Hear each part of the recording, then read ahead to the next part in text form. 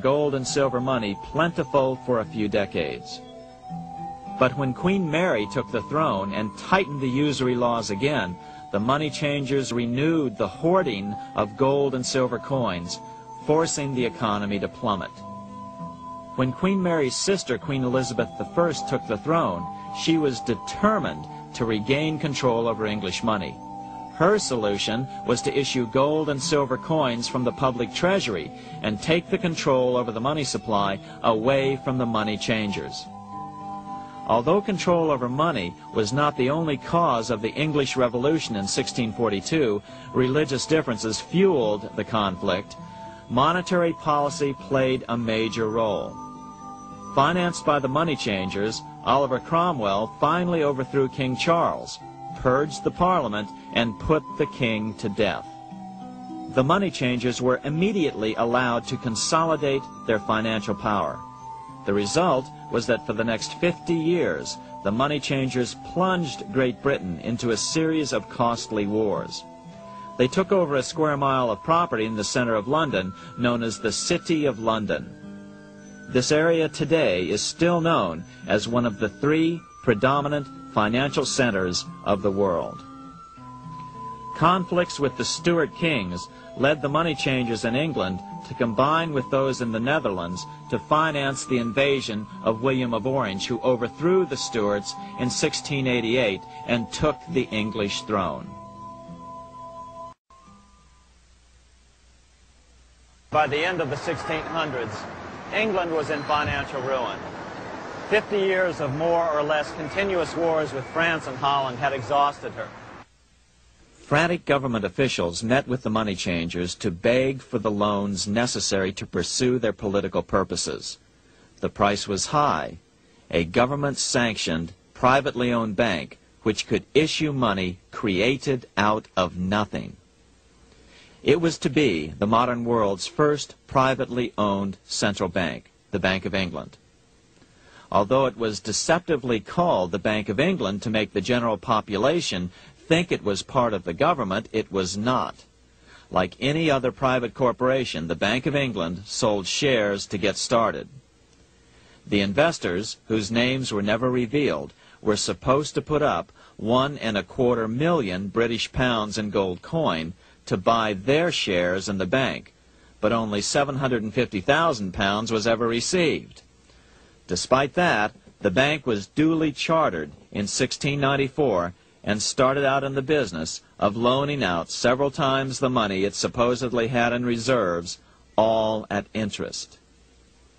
In exchange, the new bank would loan British politicians as much of the new currency as they wanted, as long as they secured the debt by direct taxation of the British people.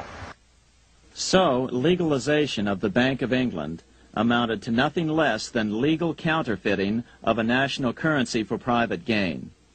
Unfortunately, nearly every nation now has a privately controlled central bank using the Bank of England as the basic model. Such is the power of these central banks that they soon take total control over a nation's economy. It soon amounts to nothing but a plutocracy ruled by the rich. It would be like putting control of the army in the hands of the mafia. The danger of tyranny would be extreme. Yes, we need central banks. No, we do not need them in private hands. The central bank scam is really a hidden tax. The nation sells bonds to the central bank to pay for things it does not have the political will to raise taxes to pay for. But the bonds are purchased with money the central bank creates out of nothing. More money in circulation makes your money worth less. The government gets as much money as it needs, and the people pay for it in inflation. The beauty of the plan is that not one person in 1,000 can figure it out, because it's usually hidden behind complex-sounding economics gibberish. With the formation of the Bank of England, the nation was soon awash in money. Prices throughout the country doubled. Massive loans were granted for just about any wild scheme. One venture proposed to drain the Red Sea to recover gold supposedly lost when the Egyptian army drowned pursuing Moses and the Israelites. By 1698, government debt grew from the initial £1.25 million to £16 million. Naturally, taxes were increased and then increased again to pay for all of this. With the British money supply firmly in their grip, the British economy began a wild roller coaster series of booms and depressions, exactly the sort of thing a central bank claims it is determined to prevent. There are two things which I think are intrinsic not just to the Bank of England but to central banking generally. The first is an involvement in the formulation of monetary policy with the specific objective of achieving monetary stability. However, since the Bank of England took control, the British pound has rarely been stable. Now let's take a look at the role of the Rothschild family, the family said to be the wealthiest in the world.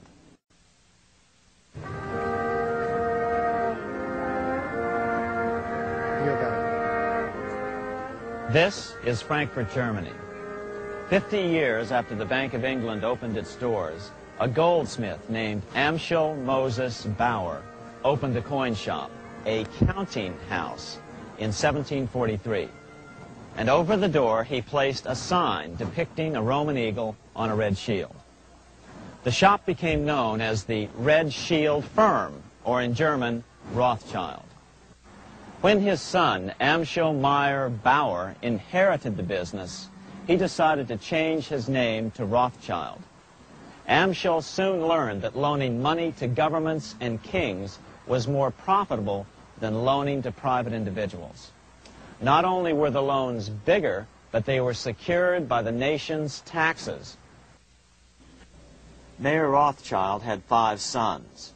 He trained them all in the skills of money creation, then sent them out to the major capitals of Europe to open branch offices of the family banking business. His first son, Amschel Meyer, stayed in Frankfurt to mind the hometown bank. His second son, Solomon, was sent to Vienna. His third son, Nathan, was clearly the most clever. He was sent to London at age 21 in 1798, 100 years after the founding of the Bank of England. His fourth son, Karl, went to Naples, and his fifth son, Jacob, went to Paris. In 1785, Mayer Amschel moved his entire family to this larger house, a 5-story dwelling he shared with the Schiff family. This house was known as the Green Shield.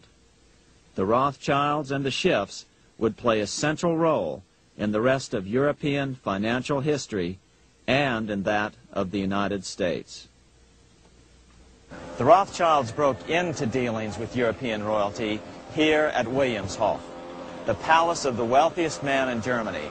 In fact, the wealthiest monarch in all Europe, Prince William of Hesse-Kassel. At first, the Rothschilds were only helping William speculate in precious coins. But when Napoleon chased Prince William into exile, he sent £550,000, a gigantic sum at that time, to Nathan Rothschild in London with instructions for him to buy consols, British government bonds, also called government stock. But Rothschild used the money for his own purposes. With Napoleon on the loose, the opportunities of wartime investments were nearly limitless. William returned here sometime prior to the Battle of Waterloo in 1815. He summoned Rothschild and demanded his money back. The Rothschilds returned William's money with the interest the British consuls would have paid him had the investment actually been made. But the Rothschilds kept all the past profits they had made using William's money. Nathan Rothschild later bragged that in the 17 years he'd been in England, he'd increased his original £20,000 stake given to him by his father by 2,500 times. By cooperating within the family, the Rothschilds soon grew unbelievably wealthy. By the mid-1800s, they dominated all European banking and were certainly the wealthiest family in the world. They financed Cecil Rhodes, making it possible for him to establish a monopoly over the diamond and gold fields of South Africa. In America, they financed the Harrimans and railroads, the Vanderbilts and railroads and the press, and Carnegie in the steel industry, among many others. In fact, during World War I, J.P. Morgan was thought to be the richest man in America. But after his death, it was discovered that he was actually only a lieutenant of the Rothschilds. Once Morgan's will was made public, it was discovered that he owned only 19% of J.P. Morgan companies. By 1850, James Rothschild, the heir of the French branch of the family, was said to be worth 600 million French francs, 150 million more than all the other bankers in France put together. He built this mansion called Ferrier, just east of Paris.